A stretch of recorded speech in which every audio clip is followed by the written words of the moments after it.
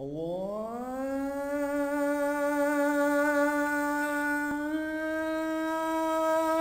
أكبر الله أكبر الله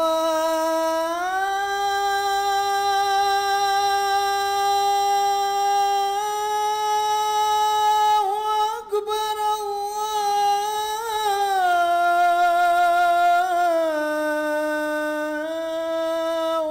أكبر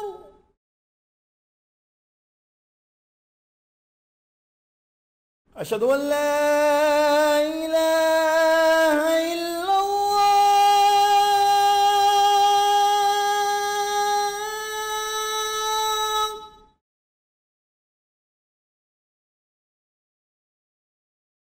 أشهد أن لا إله إلا الله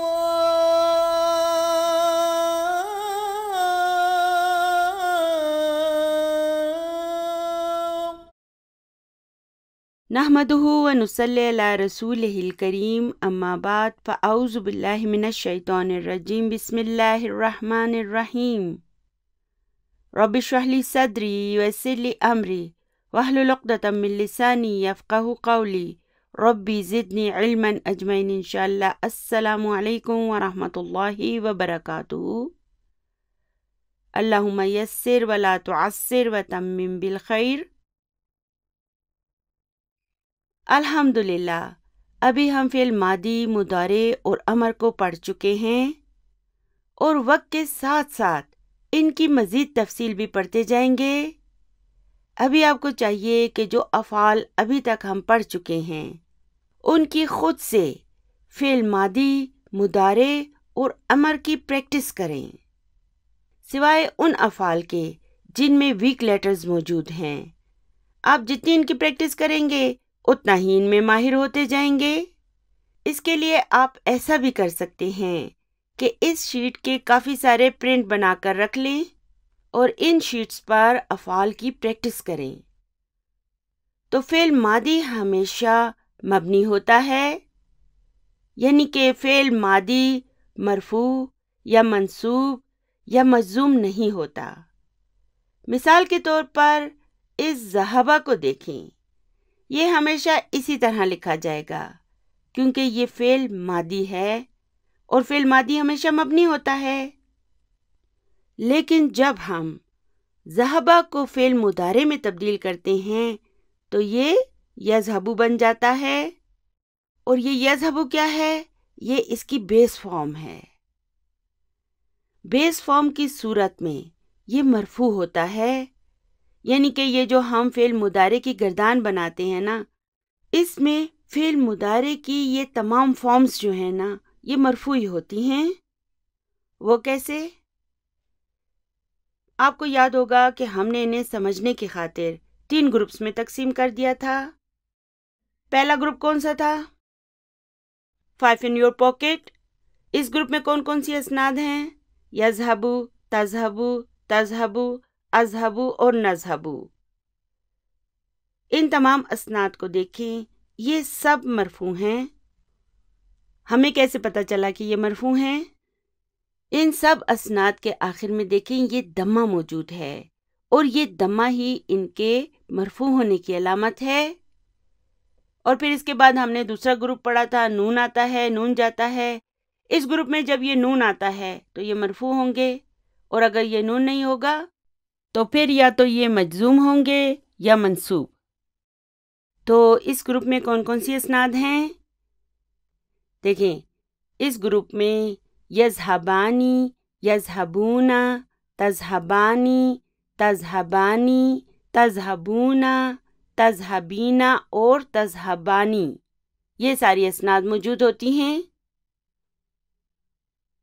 پھر ہم نے تیسرے گروپ کے بارے میں پڑھا تھا جس میں یذہبنا اور تذہبنا کی صرف یہ 2 اسناد موجود ہیں۔ تو اب ہم انہیں کیسے ڈسکرائب کریں گے؟ کیا یہ بھی مرفوع ہیں؟ اگر ہیں تو ان کے مرفوع ہونے کی علامت کیا ہے؟ دیکھیں، فعل مضارع کی یہ جو بیس فارمز ہیں نا، یہ ساری کی ساری مرفوع ہوتی ہیں۔ اب یہ یذہبنا اور تذہبنا مبنی ہیں، لیکن چونکہ یہ یہاں پر بیس فارم میں موجود ہیں، اس لیے ہمیں پتہ ہے کہ یہ پہلی حالت میں مرفوعی ہوتی ہیں، لیکن ان کے مرفوع ہونے کی کوئی علامت بظاہر دکھائی نہیں دیتی، اور انہیں ہم جب ڈسکرائب کرتے ہیں تو ہم کہتے ہیں فعل مضارع مبنی علی السکون، یعنی کہ یہ مبنی ہیں، فکسڈ ہیں، ان میں کوئی تبدیلی نہیں کی جا سکتی۔ مثال کے طور پر اس یذہبنا کو دیکھیں، اس کا فعل کہاں پر ہے؟ جی ہاں، اس کا فعل یہ یذہب ہے، اور دیکھیں اس کے آخر میں سکون ہے، اسی لیے ہم اسے کہتے ہیں کہ مبنی علی السکون۔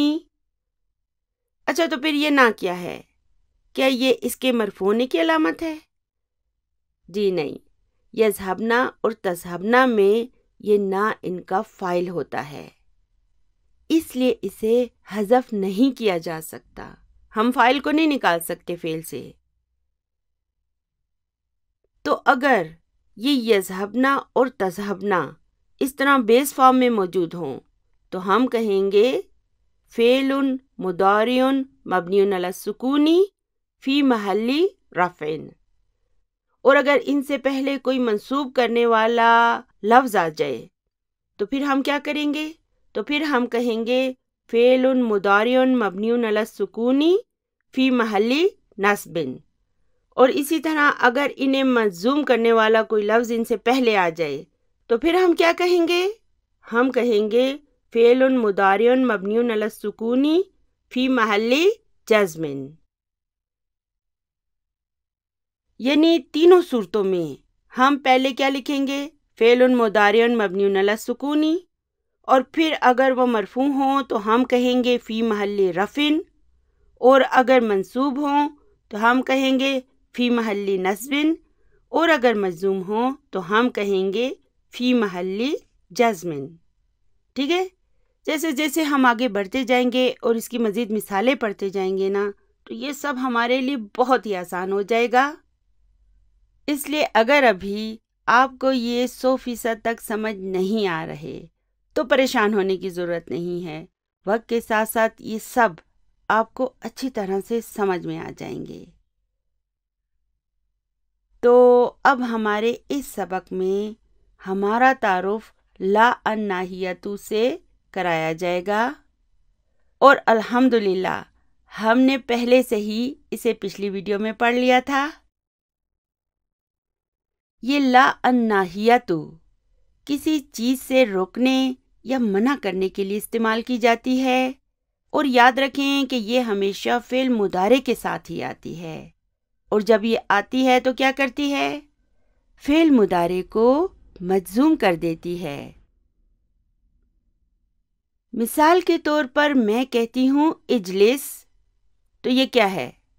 جی ہاں، یہ فعل امر ہے اور اس کے معنی ہے تم بیٹھو۔ تو اب میں کیسے کہوں تم مت بیٹھو؟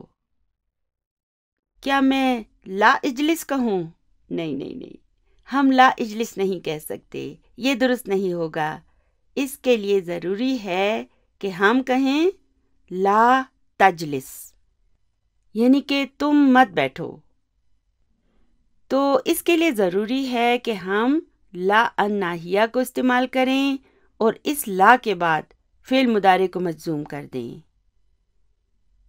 دیکھیں، جیسے میں کہتی ہوں اینا تجلسینا یا آمنہ، تو اس کے کیا معنی ہوں گے؟ یعنی کہ آمنہ تم کہاں بیٹھتی ہو؟ چلیے اب مجھے کہنا ہے آمنہ تم بیٹھو، تو میں کیا کہوں گی؟ اجلسی یا آمنہ تو۔ اچھا، اگر میں نے کہنا ہے اے آمنہ تم مت بیٹھو، تو پھر کیا کہوں گی میں؟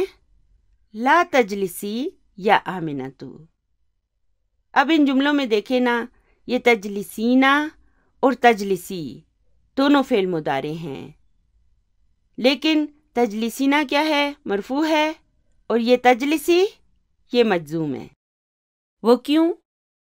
وہ اس لیے کہ اس تجلسینا میں یہ نون موجود ہے جو کہ اس کے مرفوع ہونے کی علامت ہے، جبکہ اس تجلیسی میں اس لا الناہیہ کی وجہ سے اس نون کو حذف کر دیا گیا ہے تاکہ یہ مجزوم بن جائے۔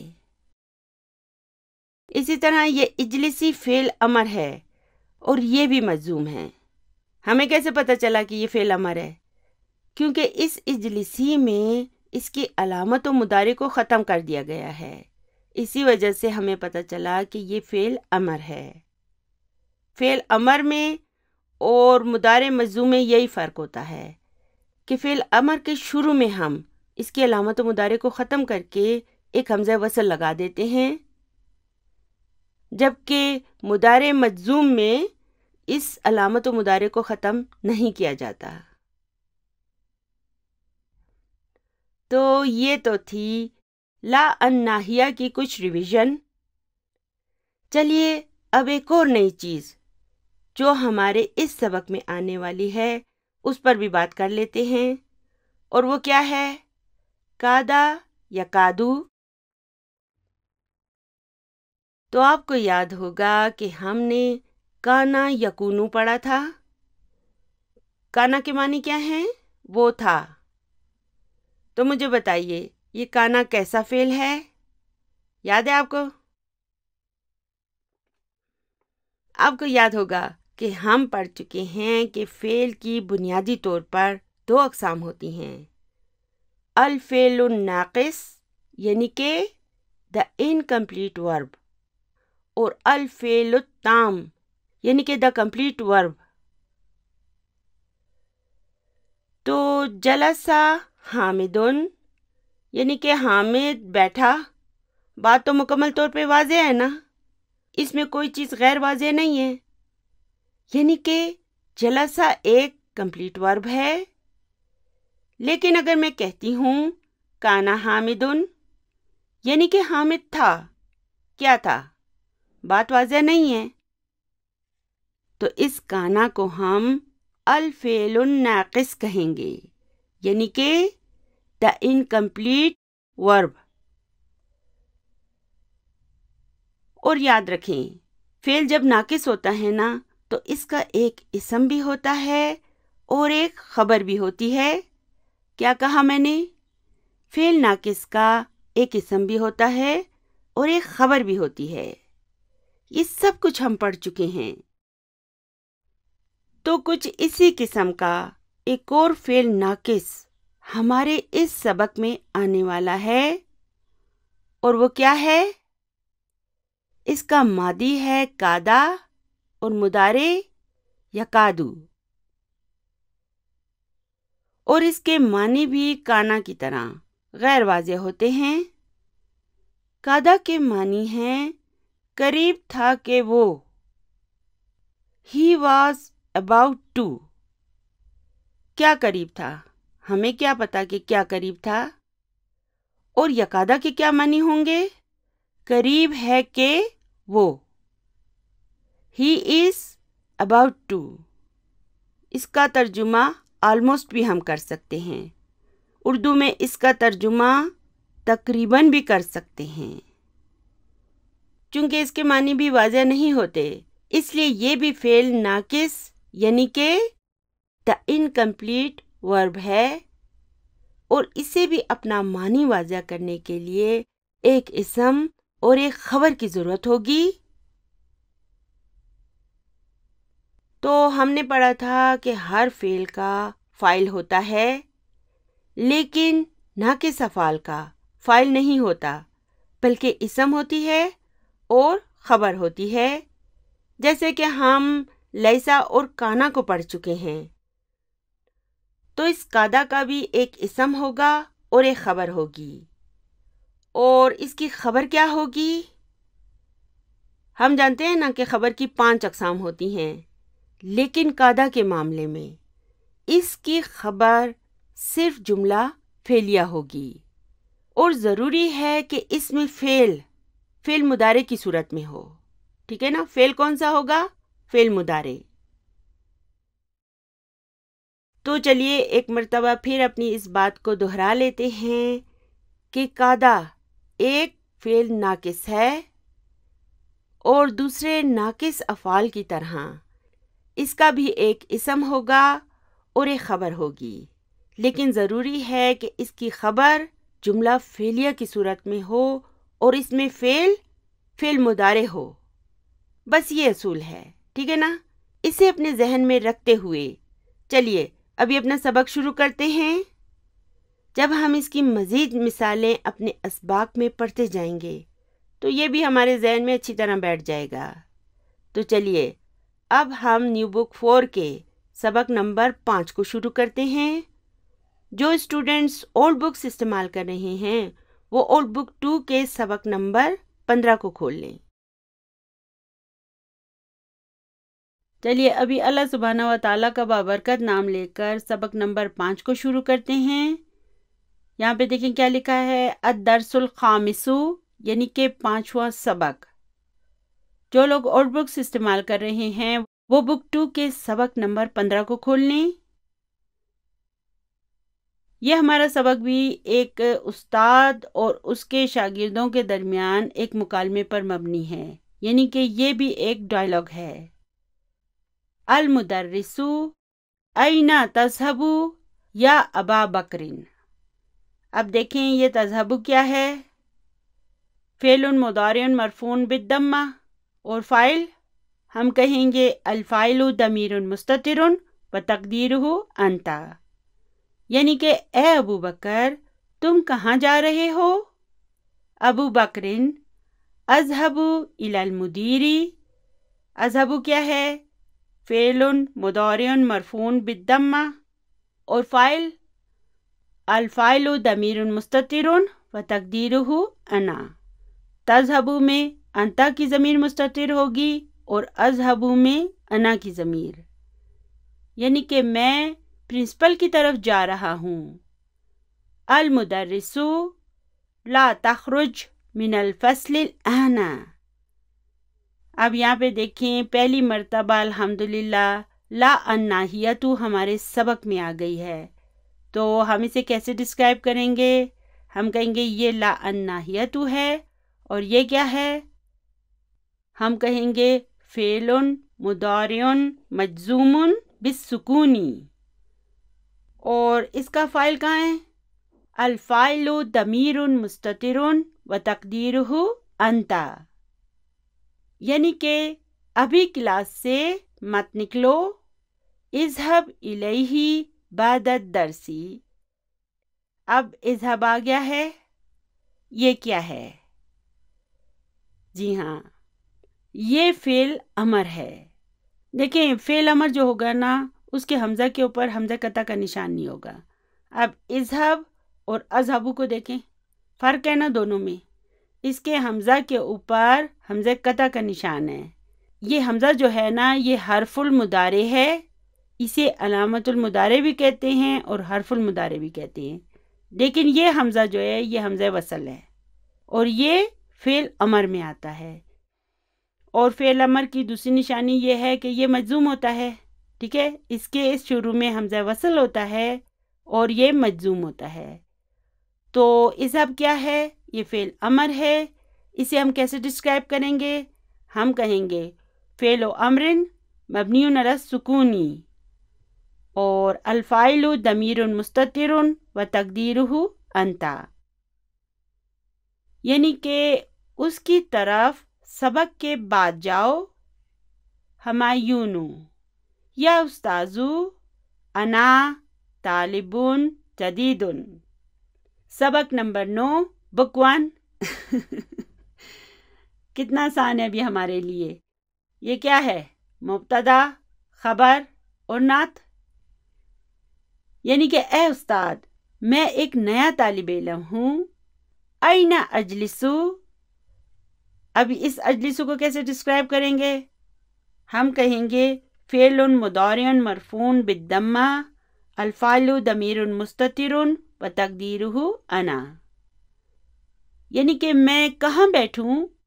اجلس ہنا امامک، کیا میں یہاں آپ کے سامنے بیٹھوں؟ المدرس لا تجلس ہنا، اب یہاں پہ دیکھیں کہ دو لا ساتھ ساتھ آ گئی ہیں. تو یہ جو پہلی والی لا ہے نا، یہ کیا ہے؟ یہ حرف الجواب ہے. اور یہ والی لا، یہ لا ناہیتو ہے. اور یہ کیا ہے؟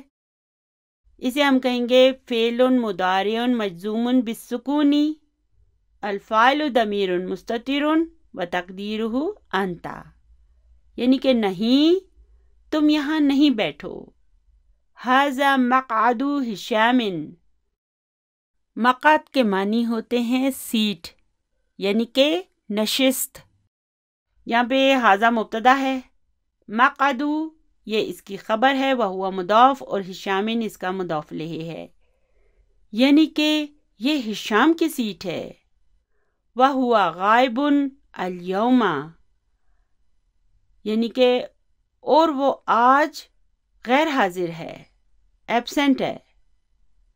اجلس ہناک خلف حامد. اب دیکھیں یہ اجلس کیا ہے؟ جی ہاں، فعل امر مبنی علی السکون، الفاعل ضمیر مستتر وتقدیرہ انت. پھر ہناک ظرف ہے، خلفہ پھر ایک ظرف ہے، وہ مضاف، اور حامدین اس کا مضاف الیہ ہے. یعنی کہ تم وہاں حامد کے پیچھے بیٹھو. بشیر آخذ هذه الدفاتر یا استاذ. اب دیکھیں یہ آخذو کیا ہے؟ دیکھیں دراصل 3 ایسے افعال ہوتے ہیں جن کے بارے میں ہمیں ایک پوائنٹ کو اپنے ذہن میں رکھنا ہوگا. اور وہ کون سے افعال ہیں؟ اکلا، اخذا اور امرا. ان تینوں کا تعلق باب نصرہ سے ہے. تو اکلا کا مضارع کیا ہوگا؟ یاکلو. چلیے اب اس کے 5 in your pocket بنائیں. یاکلو، تاکلو، تاکلو، آکلو، ناکلو. تو عام طور پر ہم کیا کہتے ہیں؟ آ. اور یہاں پہ میں نے کیا کہا؟ آ. تو یہاں پر ہم نے اسے آکلو لکھا ہے، جو کہ دراصل اس طرح ہے. چلیے اب دوسرا اسی قسم کا فعل ہے اخذا. چلیے اب اس کے 5 in your pocket بنائیں. یاخذو، تاخذو، تاخذو، آخذو، ناخذو. تو یہ بھی بن جاتا ہے آخذو. یعنی یہ بھی دراصل اس طرح ہے.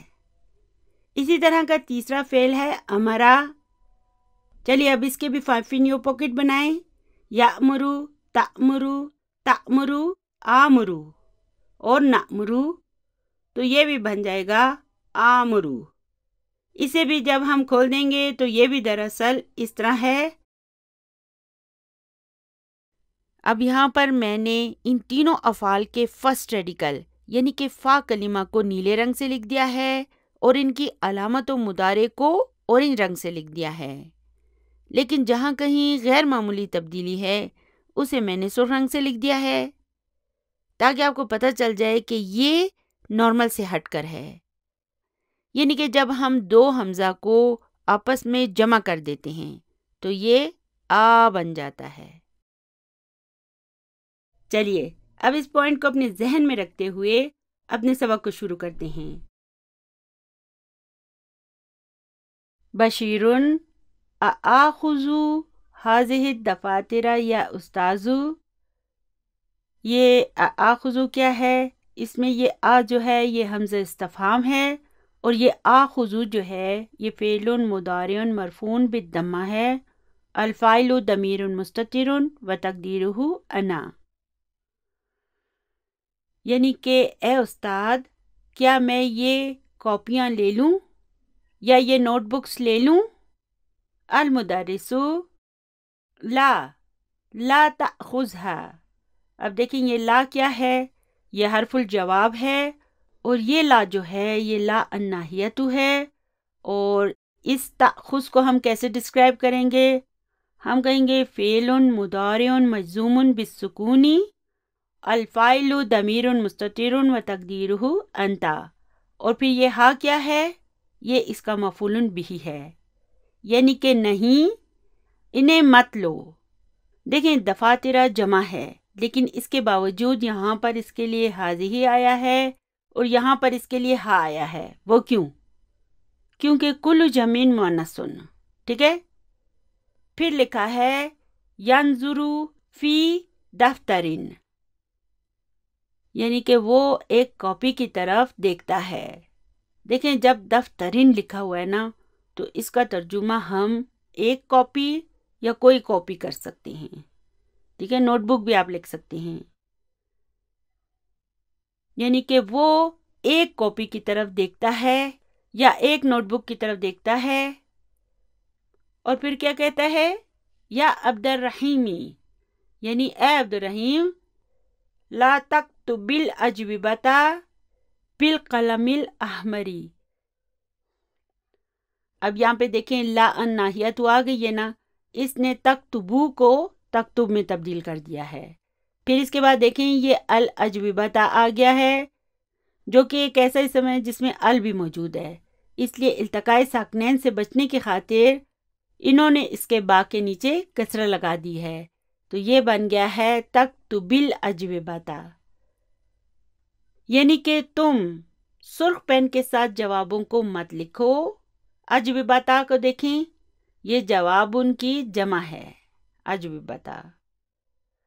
المدرس هو الذی یکتب بالقلم الاحمر، یعنی کہ جو استاد ہوتا ہے وہ سرخ پین سے لکھتا ہے، یعنی کہ اسٹوڈنٹس کو سرخ پین سے جواب نہیں لکھنے چاہیے، ریڈ پین صرف استاد استعمال کرتا ہے، ٹھیک ہے۔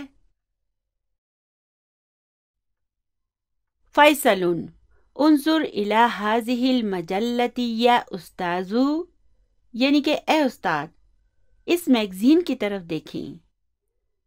اب یہاں پہ دیکھیں یہ انظر کیا ہے، دیکھیں یہ بھی امر ہے نا، دیکھیں اس کے حمزہ کے اوپر حمزہ قطع کا نشان نہیں ہے، یہ حمزہ وصل ہے، اور دیکھیں اس کے آخر میں جزم بھی ہے، اس لیے یہ کیا ہے؟ فعل امر ہے، اور یہ فعل کون سا ہے؟ نظرا ینظرو، اور اس کا امر ہوگا انظر، یعنی کہ اے استاد اس میگزین کی طرف دیکھیں۔ ما اجملہا، یاد ہے ہم نے یہ پڑھا تھا، یہ کیا ہے؟ فعل التعجب ہے۔ آپ کو یاد ہوگا کہ ہم نے پڑھا تھا کہ اس کی مزید فارمز نہیں ہوتی ہیں، اس کی ایک ہی فارم ہوتی ہے، آپ اس کی گردان بنانے نہ بیٹھ جانا اس کی ایک ہی فارم ہوتی ہے، اور وہ افعلہ کے وزن پر ہوتی ہے۔ کس وزن پر ہوتی ہے؟ افعلہ کے وزن پر، اور اس سے پہلے ہمیشہ ما لگایا جاتا ہے، جس کی وجہ سے اسے پہچاننے میں ہمیں بہت آسانی ہو جاتی ہے۔ مذکر مؤنث سب کے لیے یہی آئے گا، مؤنث کے لیے ہم اس کے آخر میں گلتانی لگائیں گے، یہ اسی طرح سب کے لیے آتا ہے، اس کی ایک ہی فارم ہوتی ہے۔ اور یہ ہا کیا ہے؟ یہ اس کا مفعول بھی ہے، اور اس کے معنی کیا ہوں گے؟ یہ کتنی خوبصورت ہے۔ المدرس لا تقرأ المجلات فی الفصل یا فیصل، دیکھیں اب یہاں پر ہے لا تقرأ، لیکن میں نے کیا پڑھا؟ لا تقرأ المجلات، کیوں؟ التقاء ساکنین سے بچنے کی خاطر پہلے والے سکون کے نیچے کسرہ لگا دیا، تو یہ بن گیا لا تقرأ المجلات فی الفصل یا فیصل، یعنی کہ اے فیصل کلاس میں رسالے مت پڑھو، میگزینز مت پڑھو۔ آگے ہے فیصل ما اقرأ هذه المجلة الآن، اب یہاں پہ دیکھیں ما اقرأ بھی آ گیا ہے، ٹھیک ہے نا۔ فعل مضارع کے ساتھ جب ہم نے سمپل نفی کرنی ہوتی ہے، نہ کرنی ہوتی ہے، تو ہم ما لگاتے ہیں۔ اب اس کے معنی کیا ہو جائیں گے؟ یعنی کہ میں اس میگزین کو ابھی نہیں پڑھ رہا ہوں، اور دیکھیں یہ ما جو ہوتی ہے نا، یہ فعل مضارع کے اعراب تبدیل نہیں کرتی ہے، ٹھیک ہے۔ انما انظر الی الصور التي فیها، اب دیکھیں یہ انما کیا ہے؟ آپ کو یاد ہوگا قرآن پاک میں آیا ہے قل انما انا بشر مثلکم، یاد ہے نا؟ تو یہ جو انما ہے نا، اس کی آگے جا کے ہم انشاءاللہ تعالی تفصیل پڑھیں گے۔ فی الحال آپ اتنا یاد کر لیں کہ اس کے معنی ہوں گے بس، صرف یا فقط۔ اور اس سور کا کیا مطلب ہے؟ یہ جو ہے یہ سورت ان کی جمع ہے، اور اس کے معنی ہوں گے تصویریں، یعنی کہ میں تو صرف تصویریں دیکھ رہا ہوں جو کہ اس میں ہیں، ٹھیک ہے نا؟ بچوں کو اگر کسی چیز سے منع کیا جائے تو پھر وہ اسی طرح کے بہانے بناتے ہیں۔ آگے ہے حمزتو افتح البابا یا استاذو، یعنی کہ اے استاد کیا میں دروازہ کھول دوں؟ یکاد الجرسو یا رنو، اب دیکھیں یہاں پر یکادو آ گیا ہے۔ میں نے آپ کو کیا کہا تھا؟ کادا یکادو، یہ کیا ہے؟ جی ہاں، یہ فعل ناقص ہے، ٹھیک ہے؟ اور فعل ناقص کی کیا خصوصیت ہوتی ہے؟ اس کے بعد فاعل نہیں آتا، بلکہ اس کا ایک اسم ہوتا ہے اور ایک خبر ہوتی ہے، اور کادا یا کادو کی خبر ہمیشہ ہمیشہ ہمیشہ فعل مضارع ہوگی، یہ بھی یاد رکھیں۔ تو اب یہاں پر یکادو کیا ہے؟ یہ فعل مضارع ہے، اور چونکہ یہ فعل ناقص ہے اس لیے الجرسو اسم یکادو ہے، اور یرینو یہ خبر یکادو ہے، ٹھیک ہے؟ یعنی کہ قریب ہے کہ گھنٹی بجے، یاد رکھیں یکادو کے معنی ہیں قریب ہے، about to، لیکن وہ بجی نہیں ہے ابھی تک، قریب تو ہے لیکن بجی نہیں ہے۔ اور اس کا ترجمہ ہم یوں بھی کر سکتے ہیں کہ گھنٹی بجنے ہی والی ہے۔ اس کا ترجمہ ہم تقریباً بھی کر سکتے ہیں، ہم یہ بھی کہہ سکتے ہیں تقریباً گھنٹی بجنے والی ہے۔ المدرسو لا تفتح الباب الآن، یعنی کہ نہیں، ابھی دروازہ نہیں کھولو، ٹھیک ہے؟ یہ لا حروف الجواب ہے، یہ لا الناہیتو ہے، اس نے فعل مضارع کو مجزوم کر دیا، لیکن اس کے بعد ال والا اسم آیا ہے، اس لیے ہم نے اس تفتح کے نیچے کسرہ لگا دی ہے۔ التقاء ساکنین سے بچنے کی خاطر ہم نے اس کے نیچے کسرہ لگا دی ہے، تو یہ بن گیا لا تفتح الباب الآن، یعنی کہ نہیں، تم ابھی دروازہ نہیں کھولو۔ تو الحمدللہ ہمارا یہ سبق مکمل ہو گیا ہے۔ چلیے اب اس کی تمارین پر چلتے ہیں۔ پچھلی تمارین میں ہم نے ایک آیت پڑھی تھی، وَقُلْنَا يَا آدَمُ اسْكُنْ أَنْتَ وَزَوْجُكَ الْجَنَّةَ، تو یہاں پر یہ الجنتا اسکن کا مفعول بہ ہے۔ چلیے اب اس آیت میں آگے دیکھتے ہیں، آگے کیا لکھا ہے؟ آگے لکھا ہے وَقُلَا، یہ کلا کیا ہے؟ ہم نے پڑھا تھا کہ فعل اکلا کا امر ہوگا کل۔ چلیے اس کی باقی فارمز بنائیں، کل، کلا، کلو، کلی، کلا اور کلنا۔ تو اب یہاں پہ دیکھیں یہ آ گیا کلا، تو اب یہاں پر یہ کلا کیا ہے؟ یہ مثنیٰ کے لیے آیا ہے، یعنی کہ تم دونوں کھاؤ۔ اور اب ہم اسے کیسے ڈسکرائب کریں گے؟ ہم کہیں گے فعل و امرن مبنی علی حذف النون، اور اس کا فاعل کہاں ہے؟ یہ الف اس کا فاعل ہے۔ تو کلا یعنی کہ تم دونوں کھاؤ۔ آگے ہے منہا کیا ہے؟ جار مجرور ہے، اور اس کے معنی کیا ہیں؟ اس سے، کس سے؟ یہ ہاں کس کی طرف جاتی ہے؟ الجنتا کی طرف، یعنی کہ جنت میں سے۔ اور پھر رغدن کو دیکھیں، یہ ایک مفعول مطلق ہے، اور اس کے معنی ہوتے ہیں آسانی سے، رغبت سے یا فرصت سے۔ اور حیثو یہ ایک ظرف ہے، ٹھیک ہے، اور اس کے معنی ہیں جہاں کہیں۔ پھر آگے ہے شئتما، شئتما کے معنی ہیں تم دونوں چاہو. فعل کون سا ہے؟ شاء. ٹھیک ہے نا، اور اس سے بن جاتا ہے شئتما. دیکھیں ابھی ہمیں مثنیٰ کی اہمیت بھی پتہ چلتی جا رہی ہے نا. شئتما یعنی کہ تم دونوں چاہو. آگے ہے ولا تقربا. اب دیکھیں اب ہمارے مطلب کی چیز آ گئی ہے. تو یہاں پر یہ لا کیا ہے؟ جی ہاں، یہ لا الناہیۃ ہے. اور پھر تقربا کیا ہے؟ یہ ایک فعل ہے. دیکھیں ایک فعل ہوتا ہے قربا یقربو، اور یہ فعل جو ہوتا ہے نا، یہ فعل لازم ہوتا ہے، یعنی اسے مفعول بہ کی ضرورت نہیں ہوتی. لیکن اسی طرح کا ایک اور فعل ہے قریبہ یقربہ. اس میں یہ ہو ہم جان بوجھ کر لکھتے ہیں کیونکہ ڈکشنری میں بھی اسے اسی طرح لکھا جاتا ہے تاکہ پتہ چل جائے کہ یہ فعل متعدی ہے اور اس کا جو یہ ہو ہے نا، یہ مفعول بہ ہوتا ہے. تو اصل میں یہ فعل ہے قریبہ یقربو. تو کون سا باب ہوا؟ باب سمیع. چلیے اب اس یقربو سے فعل مضارع کی گردان بنائیں. یقربو، یقربانی، یقربون.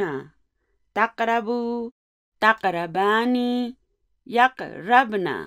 تقربو، تقربانی، تقربون. تقربین، تقربانی، تقربنا. اقربو، نقربو. تو اب یہاں پہ دیکھیں فعل ہے تقربانی. چلیے اب اس سے پہلے لا ناہیہ لگاتے ہیں تو یہ ہو جائے گا لا تقربا. اب اس نون کو ہم حذف کر دیں گے تو اب یہ بن گیا لا تقربا. تو اب یہاں پر یہ لا جو ہے یہ لا الناہیۃ ہے، اور یہ تقربا یہ کیا ہے؟ یہ تقربا مثنیٰ کے لیے ہے، یعنی کہ تم دونوں قریب مت جانا. اور اس تقربا کو اب ہم کیسے ڈسکرائب کریں گے؟ ہم کہیں گے فعل مضارع مجزوم بحذف النون. اور فاعل، جی ہاں، اس کا یہ الف جو ہے نا، یہ الف مثنیٰ، یہ اس کا فاعل ہے. تو اس کے معنی ہوں گے تم دونوں قریب مت جانا. کس کے؟ ہذہ الشجرۃ. اب یہاں پہ ہذہ کیا ہے؟ یہ اس کا مفعول بہ ہے، اور الشجرۃ ہذہ کا بدل ہے. تو اب آپ کو سمجھ میں آ گیا ہوگا کہ ان تمام گرامر کے اصولوں کی کتنی اہمیت ہے. ہم جب تک انہیں پڑھیں گے نہیں اور سمجھیں گے نہیں نا، اس وقت تک ہم قرآن پاک کو بھی نہیں سمجھ سکیں گے. یہ سارا گرامر پڑھ کر اگرچہ ہم قرآن پاک کو اینالائز کرنے کے قابل تو ہو جائیں گے، لیکن اگر ہم انہیں اینالائز نہ بھی کریں تب بھی ہمیں پتہ ہوگا کہ یہ کیا ہیں. پھر ہمیں ان کا ترجمہ کرنے کی بھی کوئی ضرورت نہیں پڑے گی، کیونکہ اس وقت ہم انہیں عربی میں ہی سمجھ رہے ہوں گے. ہم جب پڑھیں گے وَلَا تَقْرَبَا هَذِهِ الشَّجَرَةَ، تو ہم سمجھ پا رہے ہیں نا کہ اس کے کیا معنی ہیں، یعنی کہ اور تم دونوں نہ قریب جانا اس درخت کے.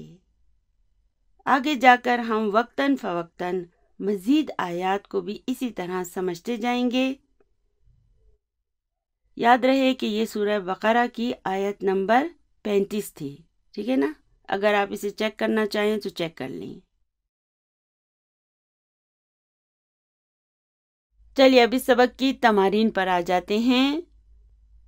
پہلا سوال ہے صحیح ما یلی، یعنی کہ جو در ذیل میں ہیں اسے صحیح کریں، درست کریں. اس سوال میں آپ ذرا ناموں پر غور کریں. جز نمبر 1 ہے ابو بکرن معہ مجلتن، یعنی کہ ابو بکر کے پاس میگزین تھا. تو ابو بکر کے پاس تھا، کس کے پاس تھا؟ جی ہاں، فیصل کے پاس تھا. اس لیے اس ابو بکرین کی جگہ ہم فیصلن لکھیں گے۔ جز نمبر 2 ہے فیصلن طالبن جدیدن۔ تو نیا اسٹوڈنٹ کیا فیصل تھا؟ جی نہیں، کون تھا؟ نئے اسٹوڈنٹ کا نام تھا ہمایون، تو یہاں پر ہم لکھیں گے ہمایونو۔ یاد رہے کہ ہمایون جو ہے وہ ممنوع من الصرف ہے۔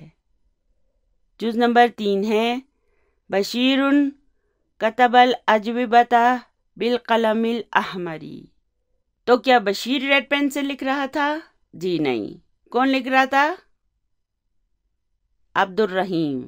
جی ہاں، یہاں پر بشیرن کی جگہ پر ہم لکھ دیں گے عبد الرحیمی۔ عبد الرحیم کو ہم مضاف مضاف الیہ کی صورت میں لکھیں گے۔ جز نمبر 4 ہے حمزہ غائب الیوم۔ تو حمزہ غائب تھا؟ جی نہیں، ہشام غائب تھا، اس لیے ہم یہاں پر لکھیں گے ہشامن۔ چلیے آگے چلتے ہیں۔ سوال نمبر 2 ہے اقرا ما یلی، یعنی کہ جو در ذیل میں ہے اسے پڑھیں۔ تذہبو، تذہبو کیا ہے؟ فعل مضارع ہے، اس سے پہلے جب ہم لا لگائیں گے تو یہ بن جائے گا لا تذہب۔ پھر تکتبو سے پہلے جب لا الناہیہ تو آ جائے گی تو یہ بن جائے گا لا تکتب۔ تشربو بن جائے گا لا تشرب۔ چلیے اب ان سب جملوں میں بھی لا الناہیہ کا استعمال دیکھتے ہیں۔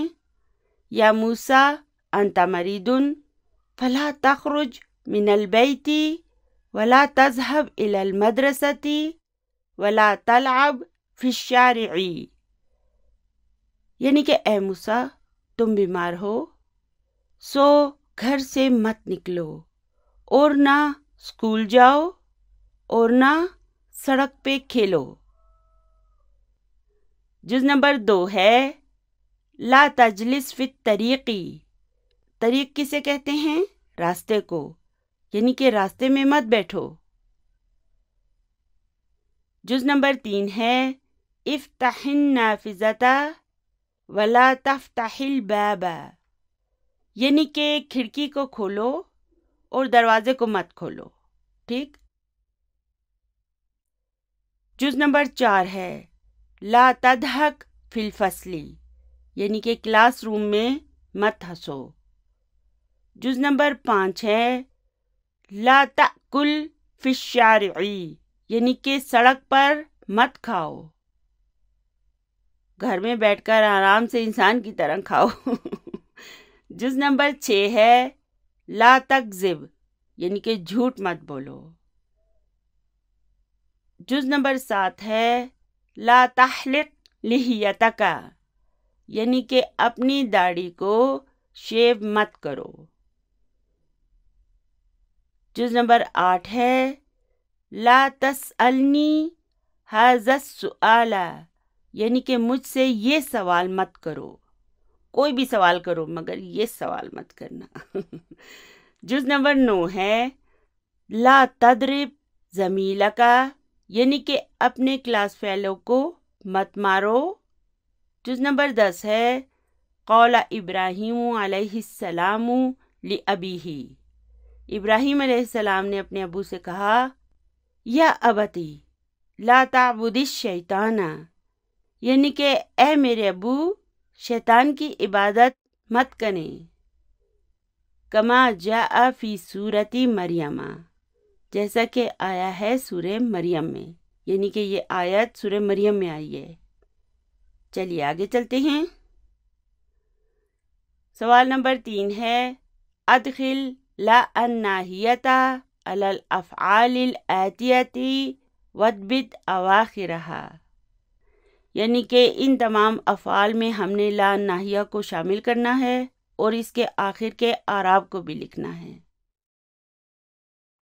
چلیے پہلا فعل مضارع ہے تدخلو، چلیے اس میں لا الناہیہ کو شامل کریں تو یہ ہو جائے گا لا تدخل۔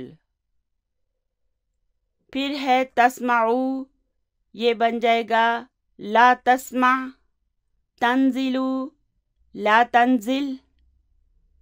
تقتلو، لا تقتل. چلیے آگے چلتے ہیں. تأخذو، یہ بن جائے گا لا تأخذ. تقطعو، لا تقطع. ترکبو، لا ترکب. ترفعو، لا ترفع.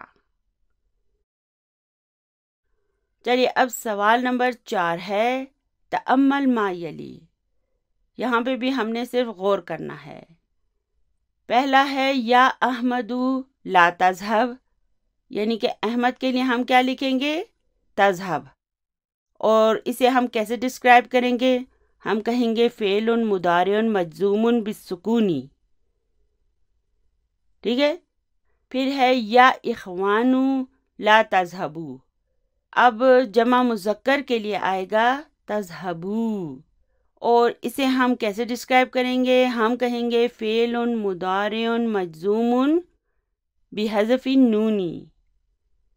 پھر ہے یا مریم لا تذهبی. دیکھیں مریم کے لیے ہم تذهبی لکھیں گے. اس کے لیے اصل فعل مضارع کیا آنا چاہیے تھا؟ تذهبینا. تو جب ہم اسے مجزوم کر دیں گے تو ہمیں اس کے آخر کا نون ختم کرنا پڑے گا، تو یہ بن جائے گا تذهبی. اور اب اسے ہم کیسے ڈسکرائب کریں گے؟ ہم کہیں گے فعل مضارع مجزوم بحذف النون. اسی طرح آگے ہے یا اخواتو لا تذهبنا. دیکھیں مرفوع ہونے کی صورت میں بھی یہ تذهبنا ہی تھا، اور لا کے آنے کے باوجود یہ تذهبنا ہی رہا. تو پھر ہم اسے ڈسکرائب کیسے کریں گے؟ ہم اسے کہیں گے فعل مضارع مبنی علی السکون فی محل جزم. جزمن کیوں کہا ہم نے؟ کیونکہ یہ لا الناہیہ آ گئی ہے. ٹھیک ہے، اس کی وجہ سے ہم نے کہا. اگر یہ لا نہیں ہوتی تو ہم کہتے فی محل رفع. تو اب لا گئی ہے اس لیے ہم کہیں گے فی محل جزمن. تو الحمدللہ آج کا ہمارا سبق بس یہیں تک تھا. دعاؤں میں یاد رکھیے گا. ربنا آتنا فی الدنیا حسنۃ وفی الآخرۃ حسنۃ وقنا عذاب النار. سبحان ربک رب العزۃ عما یصفون وسلام علی المرسلین والحمد للہ رب العالمین. جزاکم اللہ خیرا کثیرا. السلام علیکم ورحمۃ اللہ وبرکاتہ.